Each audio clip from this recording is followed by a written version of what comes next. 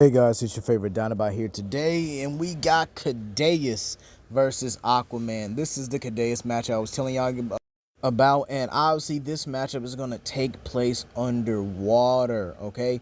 And we'll give max scaling for both. Basically the best I can get or give to both characters as a whole here. So without further ado, we'll begin with Aquaman. So Aquaman actually has some pretty decent scaling in my opinion. In all honesty, I think the max I can actually give him is country level.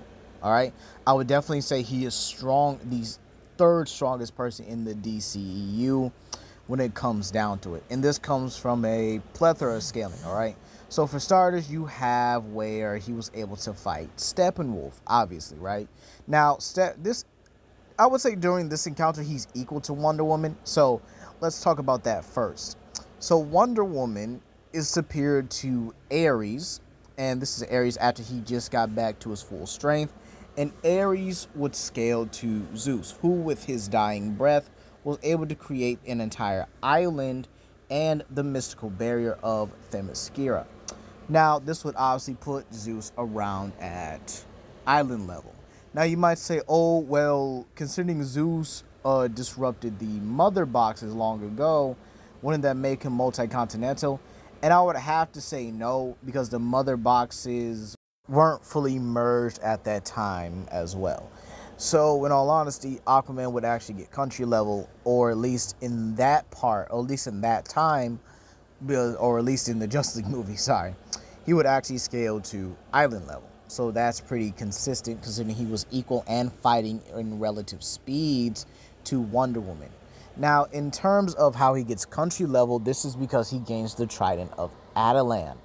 Now, what's important about this is that Attilan's Trident was confirmed in the Aquaman movie to be what caused Atlantis to sink in the first place.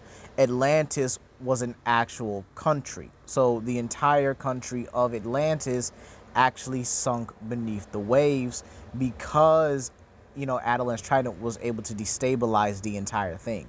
So being able to stabilize an entire country, pretty simple, right? There's also Aquaman can be able to Rathan, which pretty much also adds on to his durability because then he took attacks from the creature. And the Karathan was able to pretty much just burrow through the earth itself and just break through it like it was nothing, which has been calced around country level. Aquaman is also a very skilled combatant, being trained by Volko in secrecy and has very limited aquakinesis. He's able to control waves and stuff, minor waves, and is able to produce an aqua shield, which is all but impenetrable. So with all that being said here, Aquaman should be around country level, and I would say his speed is relative to Wonder Woman, who is able to block lightning, so at least 1/3 the speed of light. Now onto his opponent, Ceadeus, an elder dragon from Monster Hunter G3. Sorry, GU3, right? I think it's Monster Hunter GU3. Anyway, y'all get the point. So where would I scale Ceadeus? Easily off the bat, I could easily get him Continental. This comes from Namiel, who is a lesser elder dragon than Ceadeus is. And Namiel does have a turf war where he's able to go toe-to-toe and somewhat hold his own against Rajang, which is important because he's still able to retaliate against him, unlike the elder dragon Kieran. Now, Kieran has a very impressive feat in Monster Hunter, which actually puts it at Continental. So Kieran is able to create a storm that was able to cover the entire Coral Highlands, even the highest peaks of it where female Legianas are roosting and stuff, all have that, that storm pretty much covers that range. What's also important is that Ceadeus are the known predators of Nakarkos, meaning they already have feet above them. Now, the important thing is that Nakarkos are actually way, way more powerful than a lot of people give them credit for. They're able to take down elder dragons and being able to even kill, even if you want to say it, they're actually able to, what I'm trying to say here is they're actually able to kill monsters that could threaten Deviljho. Alright? They're able to kill Brachydios, Glavenus, Nargacuja, so on and so forth. Okay? And what's important is adult Ceadeuses are consistently able to beat Nakarkos. And what's also important is that Nakarkos not only is able to kill these monsters like, like I said earlier, Brachydios, Oregon, Glavenus, even Legiacris, which are all respectively powerful monsters able to shatter islands into nothing more than just pieces. And yet Nakarkos is able to not only get a hold of these guys, but kill them and even eat them, and then use their powers and abilities against Ceadeus. And yet Ceadeus still finds a way to not only overpower Nakarkos, but to still eat it.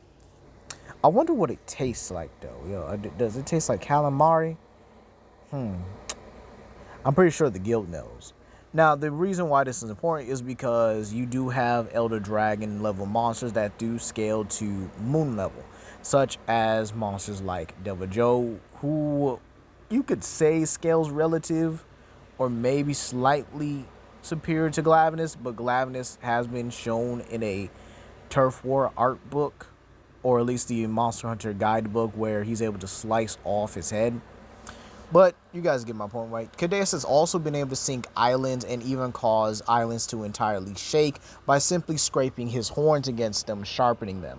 Ceadeus also possesses a high amount of hydrokinesis to where he's able to create vortexes and able to create tsunamis, which are able to sink islands.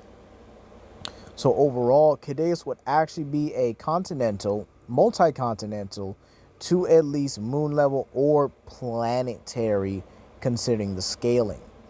Now, without further ado, let's begin this matchup. Who wins more often than not? The King of the Sea versus the God of the Sea. Now, I know what you guys are thinking. Why didn't I scale Aquaman to Superman?